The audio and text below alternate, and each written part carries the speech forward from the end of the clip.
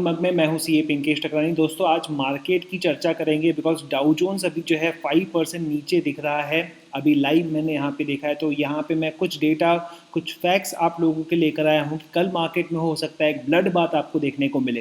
दोस्तों आज की बात करें तो निफ्टी डाउन था 2.12% और ये हम बहुत सारी एक प्रकार से अंदाज़ा लगा रहे थे कि यहाँ से मार्केट नीचे जा सकता है क्योंकि लिक्विडिटी की वजह से रैली दिख रही थी मार्केट के अंदर में, और ये यूएस में भी दिख रहा था। तो यहाँ पे यूएस मार्केट को इंडियन निफ्टी जो है फॉलो करते हुए दिख रहा है। अभी मैं लाइव देखूं तो दोस्तों यहाँ पे डाउ जोन्स 5% डाउन है, इट्स मोर देन 1000 पॉइंट्स। और दोस्तों ये सीधा सीधा आप कोविड की जब सिचुएशन आई थी, जब मार्केट्स डाउन होने शुरू हुए थे, उसके बाद आपको ये डाउनफॉल देखने को मिल रहा है। तो यहाँ पर एक्सपेक्ट किया जा रहा है कि second wave of corona wave जो है दिख रही है, वहाँ के फ्लोरिडा ले लीजिए, टेक्सास ले लीजिए, हर जगह आप देखेंगे यूएस में जो है नंबर ऑफ द केसेस बढ़ते हुए दिखे, और ये केसेस 2 मिलियन से भी ज़्यादा हो गए हैं। तो आप सोच सकते हैं दोस्तों 20 लाख आप इंडिया में देखेंगे, लगभग 3 लाख केसेस होते आ रहे हैं, तो हम लोग बहुत डर गए हैं। वहाँ तो 20 लाख केसेस हो गए हैं एंड पॉपुलेशन वाइज इंडिया के मुकाबले यूएस 1/3 है। और दोस्तों इसी के साथ एक और जो है खबर जुड़ी हुई रहती है क्रूड ऑयल की। तो जो West Texas intermediate crude oil है वो 9.4% डाउन है, यूएस क्रूड ऑयल जो है 8% डाउन है। तो ये भी एक जो है एक प्रकार के आने वाले रिसेशन का संकेत देता है। अब दोस्तों इंडिया के बारे में बात करते हैं, जो S&P रेटिंग्स आई थी वहाँ पर उन्होंने मेंटेन रखा है, ये एक पॉजिटिव चीज़ दिख रही है, उन्होंने मेंटेन रखा है। ये 13 टाइम्स इन रो आप देखेंगे दोस्तों इनको मेंटेन किया हुआ है इन लोगों ने, B minus with stable outlook. तो यहाँ पे नेगेटिव भी नहीं कहा है, तो इन्होंने यहाँ पे मेंटेन रखा है। इनका क्या कहना है, इन्होंने कॉन्फिडेंस दिखाया है हमारी इकोनॉमी के अंदर में। उनका कहना है कि रिफॉर्म्स अगर अच्छी तरह से एग्जीक्यूट किए गए तो यहाँ पर अच्छा खासा जो है ग्रोथ दिख सकता है। FY 21-22 8.5%। अब अगर आप इसको देख रहे हैं 8.5% का, तो इसका मतलब जो अभी डाउन हुआ है उसके बाद जब वो बढ़ेगा तो उसमें आपको जो है सुधार देखने को मिलेगा। तो यहाँ पे किसी भी तरह का क्यूमुलेटिव इफेक्ट नहीं है, इसलिए 8.5 दिखा रहे हैं, उसके बाद में 6.5 हो जाएगा, ऐसा इनका कहना है। तो डाउन के बाद में जब ऊपर होगा तो थोड़ी रफ्तार पकड़ेगा, उसके बाद में स्लो होते हुए आपको कर्व यहाँ पे दिखेगी। लेकिन दोस्तों उनका फोकस एक और जगह है, वो लो पर कैपिटा ग्रोथ है। तो यहाँ पर जो है पर पर्सन की जो इनकम ग्रोथ है वो कम रहेगी। अब दोस्तों ये 13 ईयर्स इन द रो में जो है सेम रेटिंग दी है, लेकिन इसके पहले आपको ध्यान होगा कि मूडीज ने डाउनग्रेड किया था। उनका कहना था कि पॉलिसी इंप्लीमेंटेशन जो है वो बहुत ही स्लो होगा। अब देखिए दोस्तों यहाँ पे कॉन्ट्राडिक्शन दिख रहा है, ये कह रहे हैं कि रिफॉर्म्स अच्छा रहेगा S&P वाले, मूडीज कहते हैं कि नहीं, रिफॉर्म्स का जो पॉलिसी इंप्लीमेंटेशन रहेगा वो अच्छा नहीं रहेगा। तो दोनों अलग अलग क्रेडिट रेटिंग एजेंसीज है, इसलिए इस तरह की बात की जा रही है। अब दोस्तों फेड मीट, ये बहुत इंपॉर्टेंट फैक्टर था आज के मार्केट्स के अंदर में। तो फेड मीट में कुछ बातें जो मैं आपको बता देता हूँ क्या क्या हुआ। तो बेसिकली लॉकडाउन के बाद में या फिर जो है एम्प्लॉयमेंट डेटा पॉजिटिव आने के बाद में पहला फेड भी मीट था ये, और इसीलिए इंपॉर्टेंट हो जाता है। फेड मीट मतलब वहाँ का जो फेडरल बैंक है, वहाँ का जो रिजर्व बैंक है यूएस का, उनके जो ऑफिशियल्स है वो मीट करते हैं। तो यहाँ पर उन्होंने कोई भी रेट हाइक नहीं दिया है and they are continuing to buy the bonds, यानी कि वो लिक्विडिटी इन्फ्यूज करते जा रहे हैं सिस्टम के अंदर में। एंड इस खबर ने जो है एक प्रकार से डिसअपॉइंट किया मार्केट्स को। तो उन्होंने रेट्स को जो है नियर जीरो रखा है और यहाँ पर जो है अलाउ कर रहे हैं कि वो बिजनेसेस बहुत ज़्यादा बॉरो करें। अब ऐसे केस में क्या होता है, एक बबल तैयार होता है, बिकॉज जो अननेसेसरी जहाँ पे फंडिंग नहीं होनी चाहिए, जिन बिजनेस की हालत ख़राब है वहाँ पर भी फंडिंग चली जाती है। इसकी वजह से एक प्रकार से कैश बर्न होता है। तो जैसे फॉरसी नो, इनका कहना है कि 2022 के अंदर में किसी भी तरह का रेट हाइक वो नहीं दिख रहे हैं, और इन्होंने अब तक $2.1 ट्रिलियन, जितना हमारा शेयर मार्केट नहीं है उससे ज़्यादा इन लोगों ने जो है बॉन्ड्स अभी तक बाय करके लिक्विडिटी इन्फ्यूज़ कर दी। तो ह्यूज लिक्विडिटी जो है इन्फ्यूज़ की है। एक चीज़ उन्होंने यहाँ पर कही है, और ये एक पूरे पेंडेमिक की वजह से जो इकोनॉमिक सिचुएशन आई है उसमें सबसे इंपॉर्टेंट चीज़ निकल के आ रही है कि इन्फ्लेशन विल रिमेन सबड्यू, यानी कि आपको इन्फ्लेशन, हाई इन्फ्लेशन करने की चिंता नहीं है।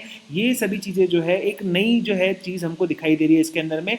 इम्पैक्ट ऑफ द मार्केट में एनालिस्ट लोगों का ये कहना है कि डाउन साइज यहाँ से लिमिटेड है, लेकिन अगर कोई क्रेडिट इवेंट नहीं होता है, तो मान लीजिए अगर कोई बड़ी बैंक डूब जाती है, बड़ी कंपनी डूब जाती है, जिसकी वजह से प्रॉब्लम जाता है इकोनॉमी के अंदर में, पैसा फ्लो रुक जाता है, तो ऐसे केस के अंदर में मार्केट में इम्पैक्ट पड़ेगा। और आपको पता है कि हमारे इंडिया के केस में तो स्लो डाउन का सिचुएशन था प्री कोविड पीरियड के अंदर में, काफ़ी सारी यस बैंक के साथ में प्रॉब्लम दिखा था, तो ऐसे बहुत सारे कॉर्पोरेट्स के अंदर में दिख सकता है। तो आप यहाँ पे समझिए ये बहुत ही डिप्लोमेटिक जो है स्टेटमेंट है। यहाँ पर एनालिस्ट लोग जो कह रहे हैं कि लिमिटेड डाउन साइज है, अगर क्रेडिट रिस्क नहीं होता है, अगर ये पैसा देते जाते हैं तो शायद क्रेडिट रिस्क कभी नहीं आएगा। लेकिन दोस्तों सिचुएशन जो अंडरग्राउंड सिचुएशन है, जो ग्राउंड पे सिचुएशन है, वो ख़राब है मेरे हिसाब से। तो अब दोस्तों न्यूज़ फ्लो इसके पहले कैसा चल रहा था, तो मूडीज़ ने जो है डाउनग्रेड किया था इंडिया की सोवेनार रेटिंग को, सेंट्रल गवर्नमेंट के जो बॉन्ड्स है, जो सिक्योरिटीज़ है, उसको उन्होंने डाउनग्रेड किया था BA3 से जो है BA2 पर,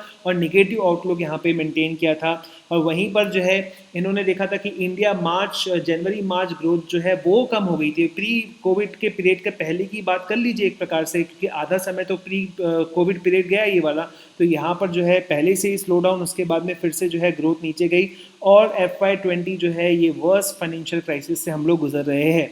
अब ट्यूसडे 9 जून 2020 को भी जो है वर्ल्ड बैंक ने इंडियन इकोनॉमी को कॉन्ट्रैक्ट करने के लिए, यानी कि बोला था कि भैया और कम हो सकती है, 3.2% की ग्रोथ पर आ सकती है। अब दोस्तों यहाँ पर जो फैक्टर है, जो फेड के चेयरमैन है पॉवेल साहब की कमेंट देखिए दोस्तों क्या लिखा हुआ है, कि उन्होंने एक प्रकार से चेतावनी दी है, या फिर जो है एक प्रकार से कॉशन किया है कि May is better than projected job reports, it's a long road to labour market recovery. तो बहुत जो है रिकवरी डिपेंड अभी जो है नहीं आई है रिकवरी, इसको टाइम लगेगा। और क्योंकि यहाँ पर इनिशियली जो है वापस से हायरिंग हुई है, but that does not mean कि मार्केट जो है, लेबर मार्केट जो है वो रिकवर हो गया है। तो आप देखेंगे इस पीरियड की वजह से, इस तरह की हालात की वजह से लोग टेक्नोलॉजी पर बहुत ज़्यादा फोकस करेंगे, और उसकी वजह से हो सकता है कि अनएम्प्लॉयमेंट काफ़ी समय के लिए जो है, बहुत सारे समय के लिए जो है प्रॉब्लम तैयार हो जाए, नए तरीके की प्रॉब्लम तैयार हो जाए। अब दोस्तों निफ्टी की बात करें, आज के निफ्टी की बात करें, तो दोस्तों इसका अंदेशा जो हमने दिया था कि क्या मार्केट 6000 पे आ सकता है, तो मेरा कहना था दोस्तों कि नहीं, ये 8000 तक जा सकता है, 6000 पे नहीं आ सकता। तो अभी देखिए दोस्तों ये वापस गिरना शुरू हुआ है मार्केट। तो ये आज ओपन हुआ था 10,094 पर, और दोस्तों इसका प्रीवियस क्लोज आप देख सकते हैं 10,116। तो सुबह से ही जो है ख़राब हालत में ये ओपन हुआ, उसके बाद ये बढ़ा, देन उसके बाद में उसने लो टच किया है। देखिए दोस्तों लो 9900 के नीचे गया है, ये 98,985 पर ये गया है। तो आप देख सकते हैं ये वो पूरी तरह से क्लोज हुआ है 2.12% पर, और आप देख सकते हैं इसके रिटर्न्स वगैरह एंड ऑल, 3 साल का रिटर्न से 5% का है अभी तक का दोस्तों। अब दोस्तों अगर यहाँ पर हम लोग बात करें, अगर FIIs की बात करते हैं, तो FIIs यहाँ पे सेल किए हैं, DIS भी यहाँ पर सेल किए हैं। तो इतने दिनों से हम लोग देख रहे थे कि FIIs अपना जो है बाइंग कर रहा है, लेकिन दोस्तों आज भी ये लोग माल बेच के निकले हैं। अब दोस्तों स्टॉक्स की बात करते हैं, तो काफ़ी समय के बाद आप देखेंगे दोस्तों इंडसन जो है दिख रहा है आपको ऊपर जाते हुए, तो कुछ समय से ऊपर चल रहा था, लेकिन कल इसकी चाल आप देखिएगा नीचे जो है होने की पूरी पॉसिबिलिटीज़ है, बिकॉज आज जो डेवलपमेंट्स हुए हैं वो कल जो है बहुत निराश कर सकते हैं काफ़ी सारे छोटे छोटे निवेशकों को, ट्रेडर्स को, जिन लोगों ने इस बात का जो है संज्ञान नहीं लिया और उसके बेसिस पर रिस्क ली थी।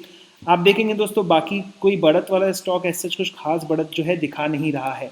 अब दोस्तों जो गिरावट वाले स्टॉक्स थे, तो आप देख सकते हैं भारतीय इंफ्राटेल, जी की तो हालत बहुत ख़राब है, आपको पता है। स्टेट बैंक ऑफ इंडिया जो है थोड़े रिजल्ट्स अच्छे आने के बावजूद भी देखिए दोस्तों आज गिरा, कल पूरी पॉसिबिलिटीज़ है इन सभी स्टॉक से गिरने की। कल बहुत ही निगेटिव चलेगा मार्केट, क्योंकि जिस हिसाब से डाउ जोन्स गिरा है उसके हिसाब से हम लोगों को पूरी ऐसी उम्मीद है कि हमारे इंडियन मार्केट में कुछ ज़्यादा खास होने नहीं वाला। अब दोस्तों बात करते हैं ओपन इंटरेस्ट कहाँ पर है कॉल्स के केस के अंदर में, तो आप देख सकते हैं जो सबसे ज़्यादा ओपन इंटरेस्ट आपको दिख रहा है 10,500, बड़े लक्ष्य चल रहे थे, और आपको एक प्रकार से लोगों ने बोल के रखा था कि 10,500 ये टारगेट है, वही यहाँ तक आएगा एंड ऑल दैट स्टफ। अब पूरी जो है आशाएं धूमिल होते हुए दिख रही है, तो आप समझ लीजिए दोस्तों। उसके बाद में देखें दोस्तों पुट के केस में हम देखते हैं, तो पुट के केस में आपको 18 जून का मैं यहाँ पर दिखा रहा हूँ कि ओपन इंटरेस्ट वगैरह कैसा है।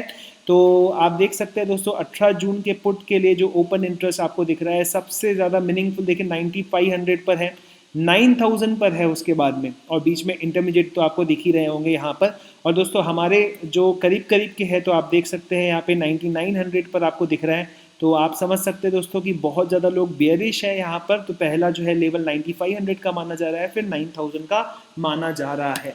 अब what's on 12 June 2020, obviously market is going to get down. So कल देखने के लिए रहेगा दोस्तों कल थोड़ा संभल के ट्रेडिंग कीजिएगा।